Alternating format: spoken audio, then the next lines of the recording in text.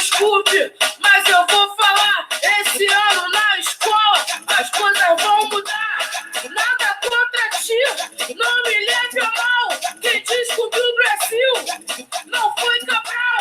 Nada contra ti, não me leve a mal. Quem descobriu o Brasil não foi Cabral. Bom dia, boa tarde ou boa noite. Eu sou Carolina Santos, sou Miriponã Puri, sou originária do povo Puri, da região sudeste do Brasil, e estou com vocês no PIBIT de Geografia, né? Eu vou dar continuidade a um pouco do que a Isabela tem tratado com vocês, e hoje eu vou falar um pouco sobre a dinâmica populacional dos povos originários, né? E eu tenho uma pergunta central para essa nossa conversa de hoje, né? Invasão ou descobrimento? Acho que a gente vai falar sobre esses pontos, né? Acho que a gente vai desconstruir um pouco sobre, né, muito do que a gente tem aprendido, ouvido falar sobre, né, esse processo de colonização. E muito importante a gente também entender, perceber e discutir essa questão na ótica, na perspectiva também dos povos originários, né? Porque ao longo desse tempo, a gente, né, muitas das informações que nós tínhamos até pouco tempo atrás eram dos livros, de escritas e de registros dos próprios colonizadores. Então, hoje a gente tem a oportunidade e o acesso, né, a essa ótica, a esse entendimento a partir da visão dos povos originários, né, de quem sofreu, de quem passou por todo esse processo, que, né, culmina em consequências até hoje. Eu, mais uma vez, eu falo para vocês que estou à disposição, eu e a Isabela, né, eu acho que vocês estão indo super bem, vocês não têm entrado muito em contato com a gente, mas a gente segue à disposição no WhatsApp, vocês podem mandar mensagem para a Roberta também, vocês, né, têm mais contato com ela, mas acho que a gente espera o quanto antes poder retomar também nossas atividades, poder conhecer todos vocês. Fico muito ansiosa, né? Eu acho que um dos primeiros pontos que eu gostaria de tratar com vocês, antes de eu apresentar, compartilhar aqui a minha tela, é de que nenhuma cultura é estática, gente, né? Foi criado um ideário, um imaginário do que é o sujeito indígena, né? Que o sujeito indígena, ele só é indígena nas aldeias, isolado, com suas vestimentas típicas, seu grafismo, seu nudismo, e não é bem por aí. Nenhuma cultura é estática, toda cultura tem, sofre, passa por manutenções, né? Elas se modificam ao longo do tempo, né? Às vezes por algo positivo e às vezes por algo negativo, como no caso dos povos originários, né? Mas que também continuam hoje ocupando diversos espaços, assim como as sociedades convencionais não indígenas, né? Para a gente ter um panorama disso, acho que a gente precisa rever, revisitar um pouco a história, entender um pouco desse processo, para que a gente possa entender, né, como que modificou tanto esse contingente populacional, né, como ele teve uma queda expressiva e como hoje também a gente consegue perceber, ao contrário, a gente consegue perceber uma ascendência, né, dessas populações. A gente vai falar um pouquinho disso hoje, qualquer dúvida depois vocês me mandem também, né, qualquer dúvida em relação aos pets, é um material complementar, a gente segue à disposição de vocês. Vou compartilhar aqui a minha tela. Qualquer coisa, vocês já me desculpem também, estou aprendendo a mexer, assim como vocês, aprendendo a me adaptar também a esse contexto remoto, né, gente?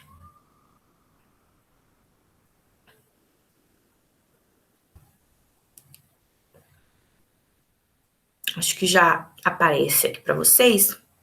Então, acho que hoje a gente vai falar, assim, não vamos conseguir aprofundar muito, porque a gente vai conseguir perceber um pouco o quão dinâmico, quão plural, quão diversos são os povos indígenas, os povos originários nas Américas, né? Acho que a gente vai tentar focar um pouco aqui, né, mais na parte que hoje nós conhecemos como Brasil, mas para que a gente possa entender também, né, num geral, a complexidade e por que dizem que o Brasil foi descoberto em 1500, né? Vamos desvendar um pouquinho isso.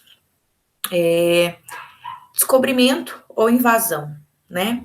As populações originárias nas Américas. Então, aqui à esquerda a gente tem um GIF passando, vou deixar ele voltar. Vocês podem observar, ele vai mostrar um pouco da dinâmica de ocupação desse território. Né? Acho que eu não consigo dar muito zoom aqui não para vocês, mas acho que foi. Até a atualidade, né? A gente vai poder perceber as mudanças, né? As alterações do espaço, né? Aqui, voltou. Essas, então, são as capitanias hereditárias, que a gente vai falar um pouquinho mais para frente. Então, a gente consegue já perceber um pouco da mudança, né? De como foi. Aqui embaixo passa a data, vou deixar vocês observarem um pouco. Ver que a nossa divisão territorial, né, nunca foi como é hoje, né? Atualmente ela é de uma forma, mas ela já foi de outras formas, de muitas formas, e vocês podem ver um pouquinho, e a gente vai falar um pouco sobre esse processo. Deixa vocês observando aqui agora.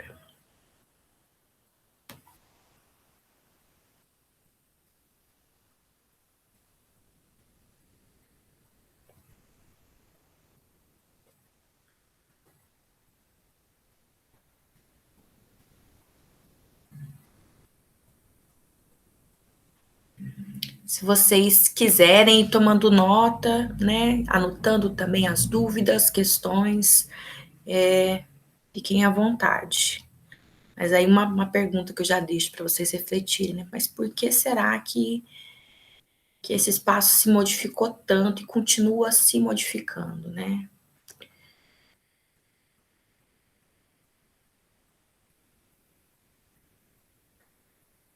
A gente vai entender um pouquinho também sobre os ciclos de exploração desse território, dos recursos e o que isso infere, né? O que isso tem a ver com os povos originários, o que isso tem a ver com essas populações, com a situação atual.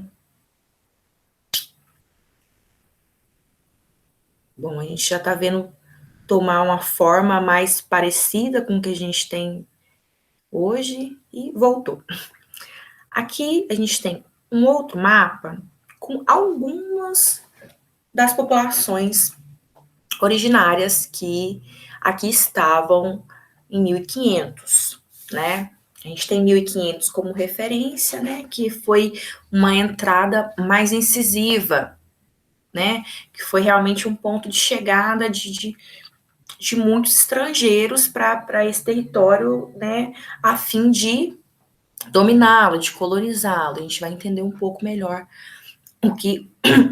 qual é o objetivo, qual foi o intuito, né, com essa ideia de colonização.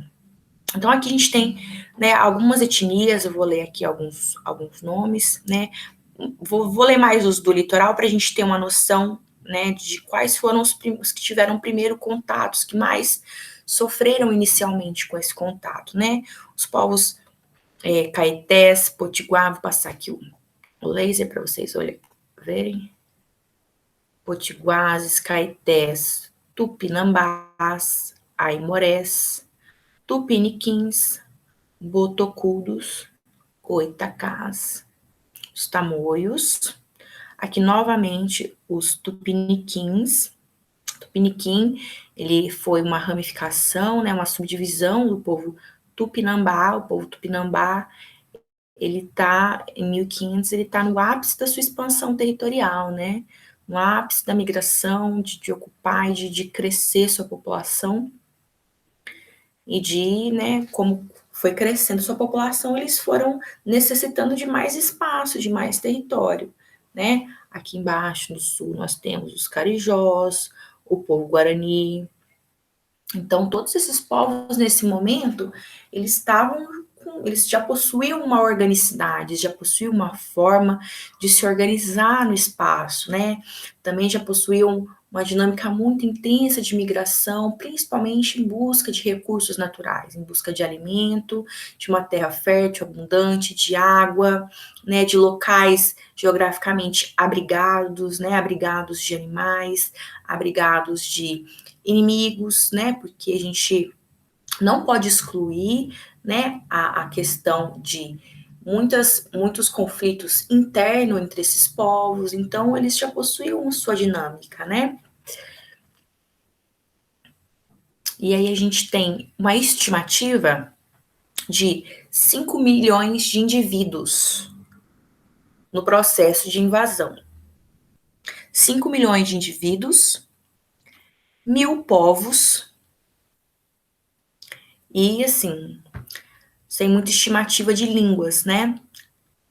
Atualmente, nós somos 305 povos e mais de 290 línguas. Mas vocês conseguem perceber, né? 5 milhões de indivíduos, 1.000 povos. Hoje a estimativa é de 300 mil para 305 povos. Né? Então, a gente percebe que houve um dano muito grande a essas populações, principalmente ao que diz respeito à vida desses indivíduos, né?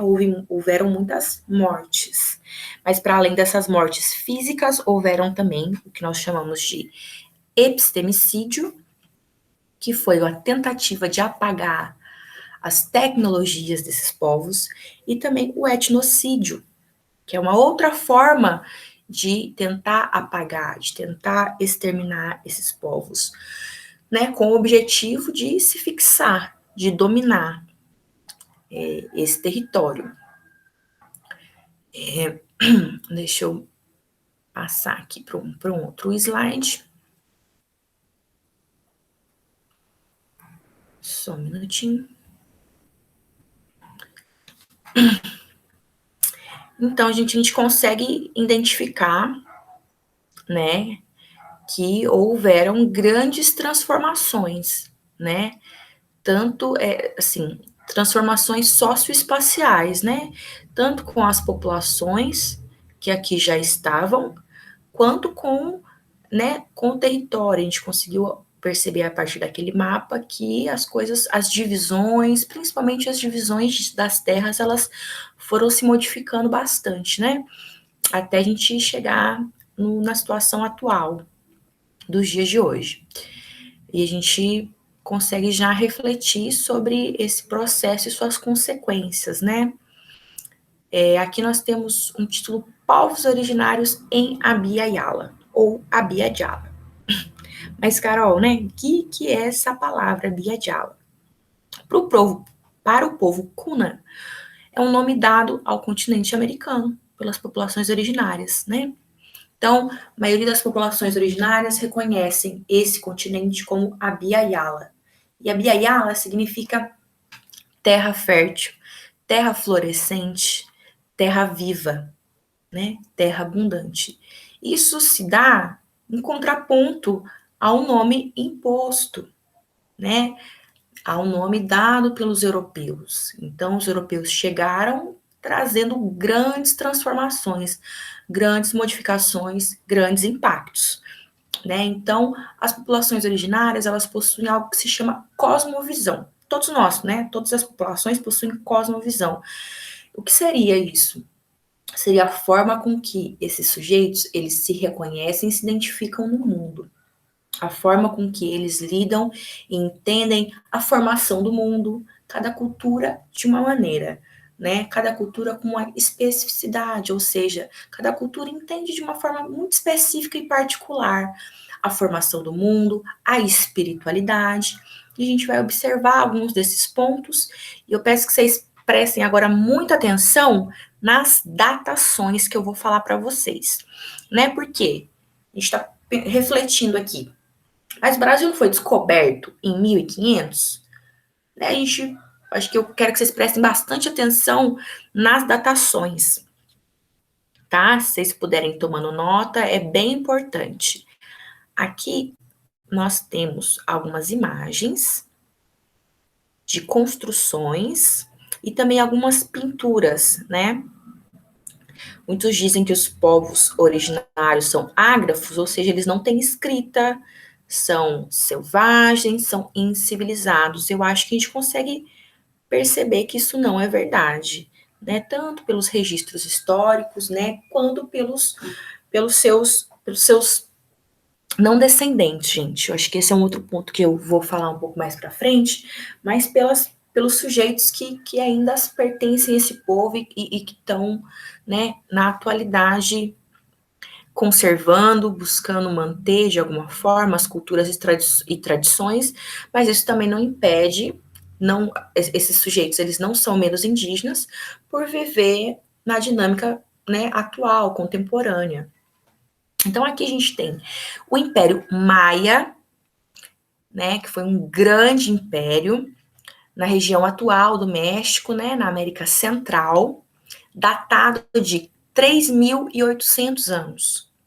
Gravem isso, 3.800 anos.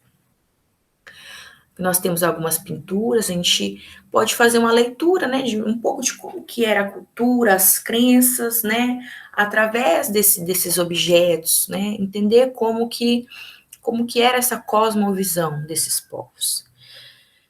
Aqui a gente tem o Império Inca. A gente não vai conseguir aprofundar, né, sobre cada um desses povos, mas acho que dá para ter uma noção da complexidade, né, da diversidade das culturas que já estavam aqui. Império Inca, região atual da Cordilheira dos Andes. Aqui a gente consegue perceber que eles estão, né, cultuando algo, entregando algo, né, em um momento religioso, um momento de prece. A gente consegue ver também muitas construções. Pelos adornos, pelos adereços, a gente pode até perceber o domínio sobre as, né, prata, ferro, ouro, fogo.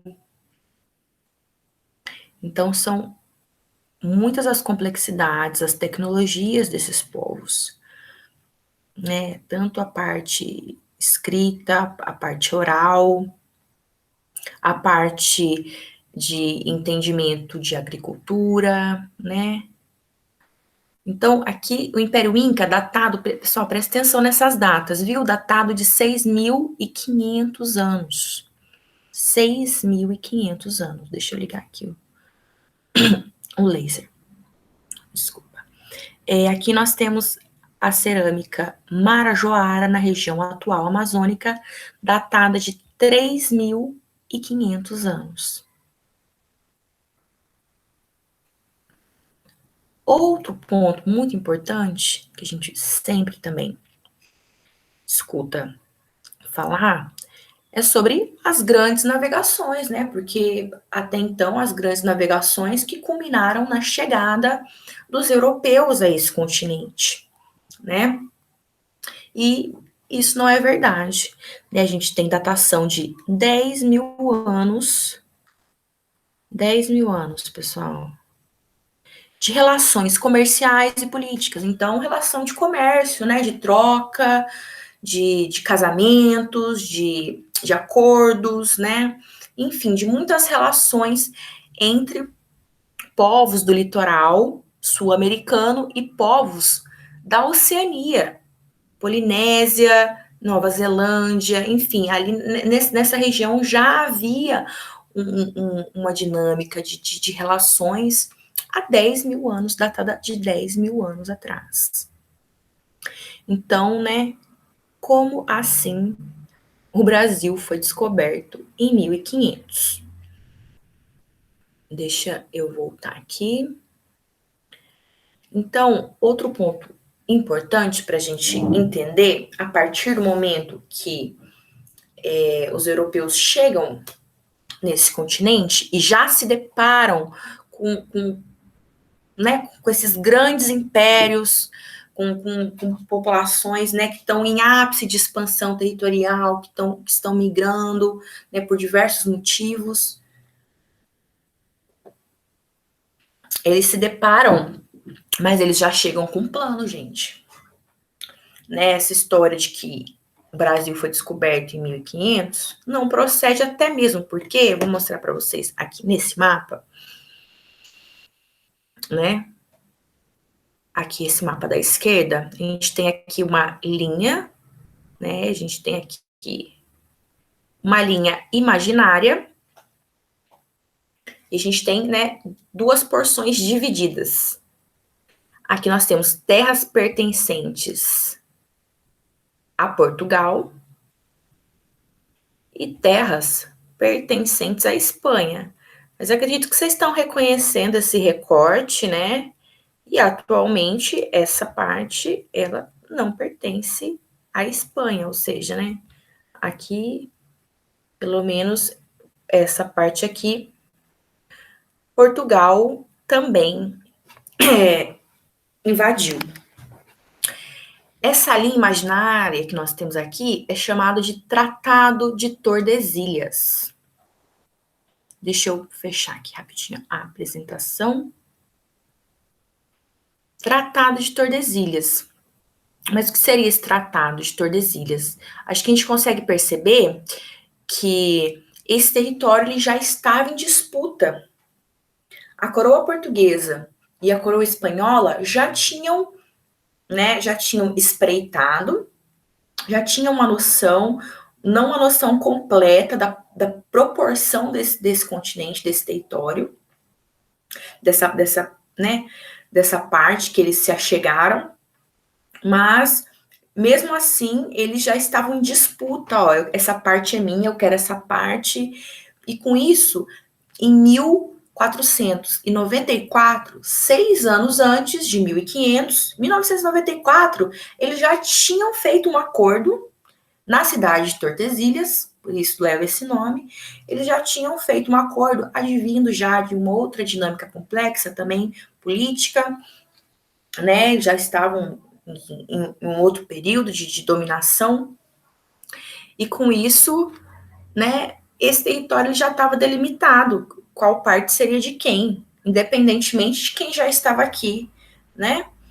Então, eu acredito que essa é uma das primeiras e grandes violências contra os povos originários que já estavam aqui, né? Então, assim, crianças nascendo, muitas crianças, muitas pessoas idosas, enfim, né? Povos em grande potencial de expansão, né? De crescimento, de fundição. Então, muitos povos também se fundiam, se dividiam, né? Levavam suas vidas. E aí, com essa chegada, a gente pode identificar muitos impactos, muitas mudanças, muitas transformações, principalmente quanto à divisão territorial, né? Deixa eu abrir aqui de novo para vocês. Só um minutinho.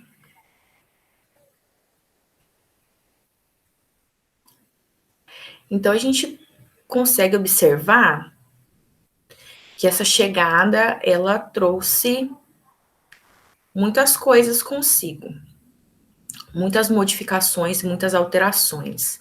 E a gente vai entender um pouco mais qual que foi o plano, né? Tem que ter um plano, né? Eles chegam e existe um plano. Invasão de Pindorama também é uma autodenominação desse território pelos povos originários, né? Então, só para concluir aqui um pouquinho que a gente estava falando sobre enfim, as divisões territoriais, né? A gente tem esse objetivo de chegar, de dominar um lugar, independentemente de quem o ocupa, né? Foi totalmente desconsiderado essas populações. Então, o objetivo primeiro foi dividir essa terra, né? Primeiro foi o Tratado de Tordesilhas, e posteriormente a gente tem o que foi chamado de capitanias hereditárias, né? Aqui o que a nossa parte, né? Como eu vou abrir aqui para vocês.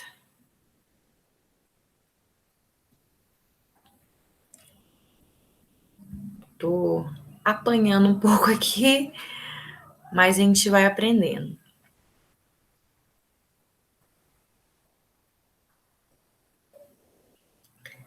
Aqui, ó. Então, aqui nós temos o Tratado de Tordesilhas, de 1494, 6 anos antes da chamada chegada dos colonizadores.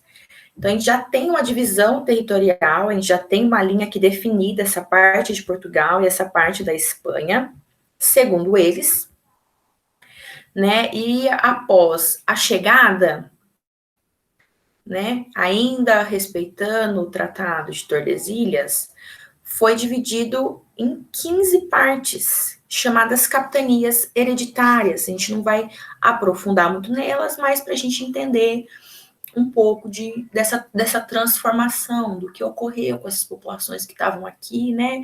Lembra que a gente viu o povo Caeté, o povo Tupinambá, né? O povo Carijó, o povo Guarani, o povo Tupiniquim, os Goitacás, os Botocudos, o povo Puri, esses povos que estavam já na costa. O que aconteceu com esses povos, com essa chegada? Porque aqui a gente já vê de uma outra forma essa porção de terra, né?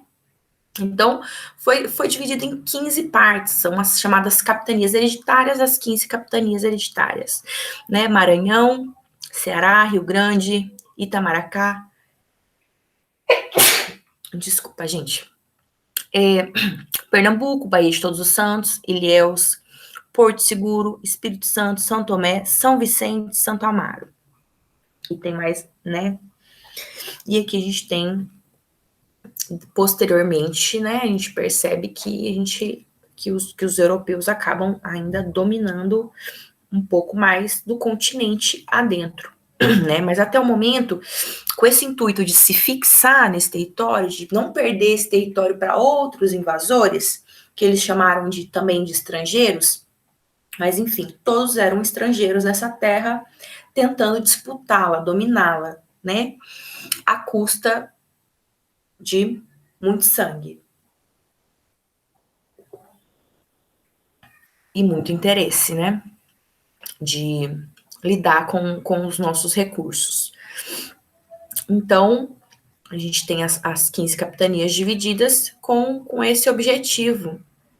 Mas qual o real objetivo, né? A gente sofre as consequências até a atualidade, né? E as capitanias, elas foram divididas nesses 15 lotes horizontais, como vocês puderam ver, né? Foi entregue pelo rei a membros da corte, a membros da realeza, membros de confiança, né? Então foi transferida a posse dessas terras, né, onde tinha o capitão donatário, que era quem recebia esses lotes de terra, e aí dentro disso eles tinham seus direitos, obrigações, deveres, a fim de se fixar, a fim de não deixar chegar mais ninguém, assim, esse território é nosso, a gente precisa criar formas de ocupar a maior área possível para não chegar em nenhum invasor de fora.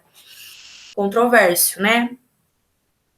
Mas eles tinham, né, eles tinham a liberdade de aplicar justiças, né, de criar suas jurisdições, de criar suas leis nessas porções de terra, e o objetivo maior era povoar, cobrar impostos, defender aquele território e explorar, né, eles tinham 100% do pau-brasil, né, 100%, 20% sobre os metais preciosos e cerca de 10% sobre a produção agrícola, né, a outra parte destinada para a coroa, né, ou seja, essa colônia foi para, né, explorar de todas as formas e enriquecer a coroa portuguesa.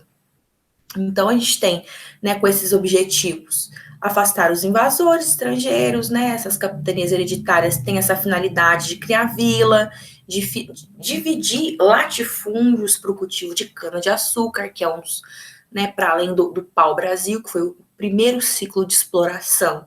Posteriormente, a gente tem, aproximadamente em 1535, o ciclo da cana-de-açúcar, que eles também têm, né, vamos plantar essas canas-de-açúcar, vamos cultivar, tanto para gerar renda quanto para a gente ocupar esse território. E com isso, a gente consegue entender que houve um grande desmatamento também. Mas, como a gente está falando de uma longa viagem e de pessoas vindo aos poucos se fixar, quem que vocês acham que foram a mão de obra desses ciclos, né? Então, a gente começa a entender que começou a acontecer um processo de dominação e escravização por meio da religião, da imposição religiosa, a força, né, dominando e escravizando os povos indígenas que aqui estavam para trabalhar forçadamente, sob regime de escravidão, sem direito algum.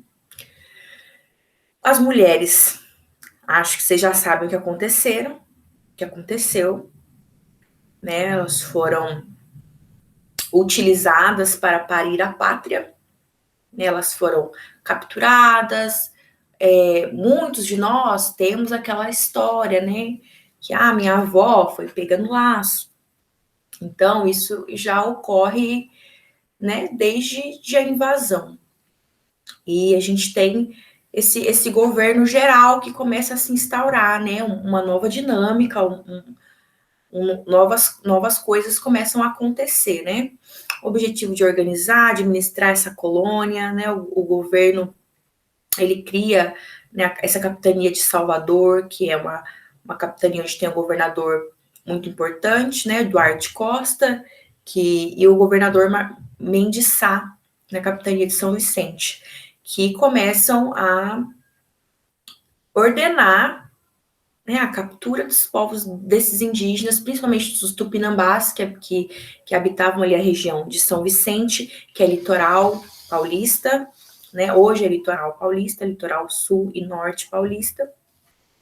Então, desde ali de São Vicente até o Rio de Janeiro, onde a gente conhece hoje como Rio de Janeiro, a gente tinha presença de povos tupiniquins, tupinambás e tamoios.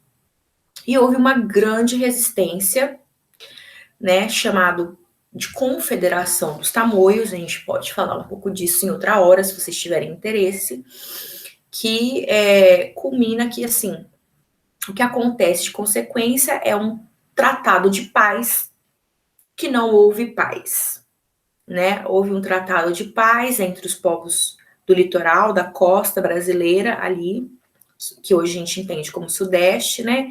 Ali desde o Espírito Santo, Rio de Janeiro e litoral de São Paulo, que hoje a gente entende como litoral paulista, fizeram um acordo com os portugueses, um acordo de paz, né? De que seriam libertos os indígenas que estavam cativos, que estavam presos, sendo escravizados, e que haveria uma amistosidade, né? Haveria uma convivência mais tranquila, mais amistosa, sem tanta morte, né? Sem tanto rapto, sem tanta invasão e queimada das aldeias, né? Eu vou ver se eu acho aqui para mostrar para vocês. E é onde a gente também onde ocorrem as missões jesuíticas, né? Eu acho que é um outro ponto importante, fundamental também nesse processo de colonização, né? Que foram as missões jesuíticas que contribuíram para que os europeus se fixassem nesse território, para que houvessem o chamado amansamento dos indígenas, ou seja, que seria, né, convertê-los à fé cristã. E isso também foi e é uma grande violência no sentido de imposição, né? Imposição de costumes, imposição de crenças, né? Então, assim, a forma com que os europeus chegam e modificam toda a estrutura da população indígena é muito violenta. né? A gente consegue aqui mostrar para vocês na cidade de Ubatuba, onde tinha uma grande aldeia tupinambá, onde aconteceu esse tratado de paz em 1564. E aí a gente tem aqui, que são duas estátuas, né? O padre José de Anchieta, o jesuíta, né? E aqui era o cacique, que é o Coaquira. Eles estão se dando as mãos em gesto de paz. Mas o que ocorreu depois desse tratado não foi paz, houve traição, e por isso, todo o ano, quando é comemorado o feriado da paz de Peroígue, acontece essa manifestação dos povos originários, dos povos indígenas Guarani e Mbiá, que vivem lá, né? E aqui eles falam um pouco sobre essa mentira que foi contada, né? Que a partir desse falso tratado, houve muito derramamento de sangue. A gente pode adentrar um pouco sobre essa história da Confederação dos Tamoios, né?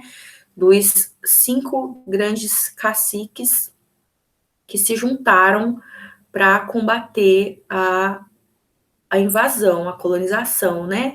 Que foi o Coaquira, Aimberê, Pindobuçu, Araraí e Cunhambebe. A gente pode falar disso um pouco mais à frente, tá? Então a gente também consegue perceber essas consequências, né? E a gente começa a entender os motivos pelos quais os povos originários, a população originária, ela foi diminuindo, né? Então, para além desse processo de chegada, de invasão, de tentativa de dominação pela colônia, pela coroa portuguesa, a gente tem posteriormente, né, esses ciclos de exploração, primeiramente do pau-brasil, que demandou de muita mão de obra escrava indígena, e isso gerou muita morte também, pelas condições de trabalho. Outro fato que também foi o responsável, né, por matar muitos indígenas, foram as doenças. A gente está vivendo hoje um momento muito significativo, que é a pandemia do coronavírus, mas os povos originários já passam por essa mortalidade extrema com pandemias e com vírus há muito tempo, desde a chegada dos europeus, né? Tanto que o chefe da Confederação dos Tamoios, o cacique Cunhambebe, ele morreu de varíola, de um cobertor infectado que deram para ele, né? Que um europeu deu para ele, e ele acabou contraindo essa doença e morreu. Isso mostra também uma grande desmobilização que ocorre com os chefes, com as lideranças indígenas, né, para que eles não continuem lutando pelo seu bem viver, pelo seu modo de vida, que é totalmente diferente desse modo de produção, por esse modo de exploração da natureza. As populações indígenas, elas têm uma cosmovisão diferenciada em relação à natureza, né? Com a natureza enquanto sagrada, a natureza enquanto uma terra que é viva, que sente dor, que sofre, que nos dá o alimento. Então é uma troca, uma gratidão muito grande. Então é bem diferente do que aconteceu, né? Principalmente no primeiro ciclo do pau-brasil, o encanto com aquela tonalidade do tronco da árvore, e o olhar foi destruir, foi retirar e exportar, né? Então, para a gente retomar, assim, amarrar um pouquinho do que a gente está tentando falar, um pouco sobre essa parte, né, do Brasil colonial, de como que foi essa origem da população brasileira que nós temos hoje, à custa de quê, né? Então, a gente vê um território que já era ocupado há mais de 10 mil anos, povos que aqui estavam há mais de 10 mil anos têm o seu primeiro contato com não indígenas, e esse contato ele não é amistoso, ele não tem um bom objetivo, né? Então a gente tem essas invasões do território. O Brasil, a gente pôde, acho que, perceber que ele não foi descoberto, né? Antes mesmo da chegada, da tentativa, da fixação da colônia, ele já havia sido delimitado, ele já havia sido recortado, já havia um recorte de qual parte pertencia a quem. A coroa portuguesa e a coroa espanhola, né? Posteriormente, a gente tem o ciclo do café, o ciclo do ouro, que também demandou muita mão de obra escrava, e a gente também tem, né, a escravização dos povos africanos, que também chegam, que também tem uma dinâmica que a gente chama de afropindorâmica, uma dinâmica de cooperação com os povos originários, por ter uma relação semelhante com a terra. Então, a gente pode falar disso em um outro momento, né? E a gente também tem, posteriormente, né, o ciclo do ouro. Então, a gente tem, né, essa entrada dos bandeirantes, que muitos consideram eles heróis, mas para os povos indígenas, eles não são heróis, não só para os povos indígenas, mas eu acho que hoje a gente está podendo refletir sobre isso e a gente está podendo entender, né, o quão danoso, o quão violento foi esse processo de expansão territorial, né?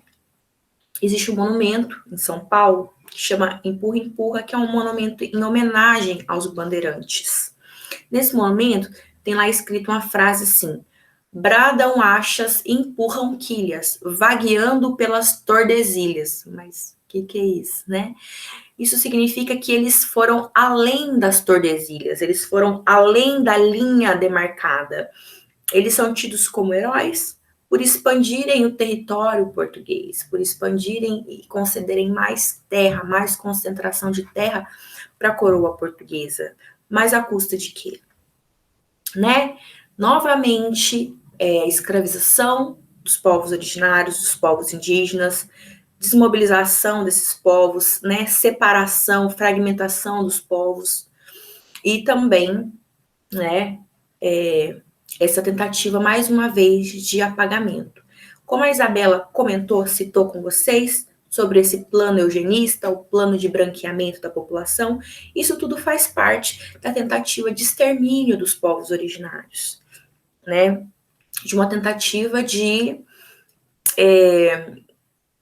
uma população embranquecida, né? Isso tudo por conta de uma ideia eugenista, de uma ideia supremacista, de uma ideia etnocentrista. O que é etnocentrismo? Esse palavrão, né? Etnocentrismo seria uma cultura no centro, uma cultura como a melhor, uma cultura detentora de poder. E foi dessa forma, e é dessa forma com que o colonizador, com que o invasor europeu vem para esse território, com essa ideia central de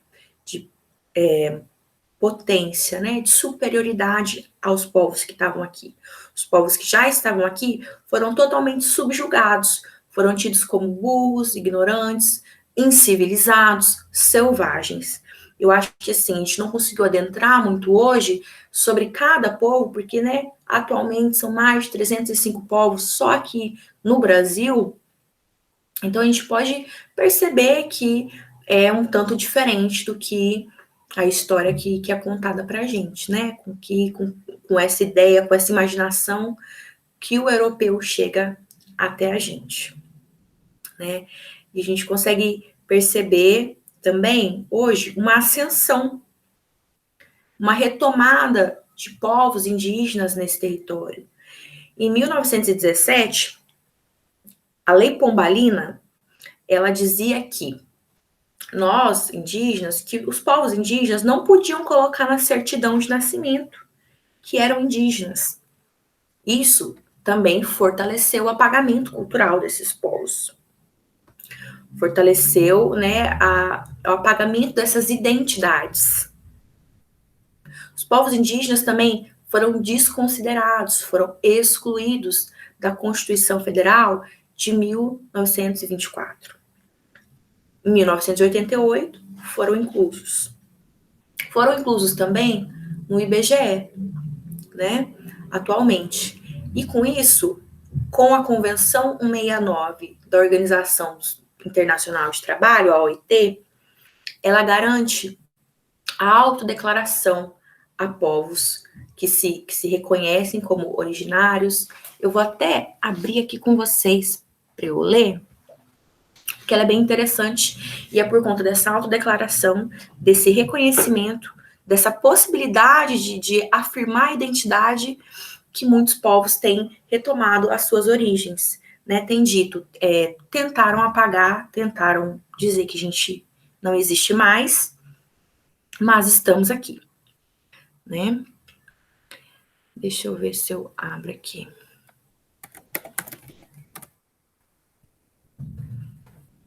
Eu tenho o livro, mas eu não vou conseguir achar agora.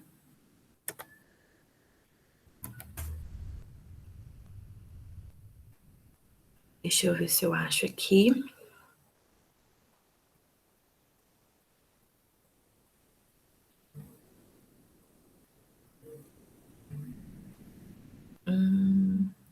Ela é bem grande, gente. Não sei se eu vou conseguir achar a frase em específico, mas eu já vou procurar aqui.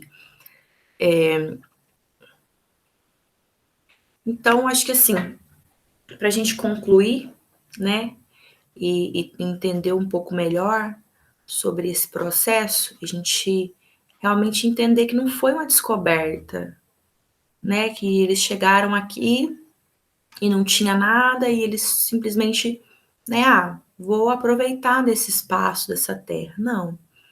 Houve escravização, né, houve massacre, houve muita morte, houve um genocídio, que foi essa morte em massa dos povos originários, né, que ainda lutam por direito à sua terra, que foi e é e continua sendo roubada, né? Não é muita terra para pouco índio, né? Eu acho que as populações originárias hoje, elas garantem a sustentabilidade, elas garantem a continuidade da biodiversidade. Onde os povos originários estão é onde existem mais áreas preservadas, né?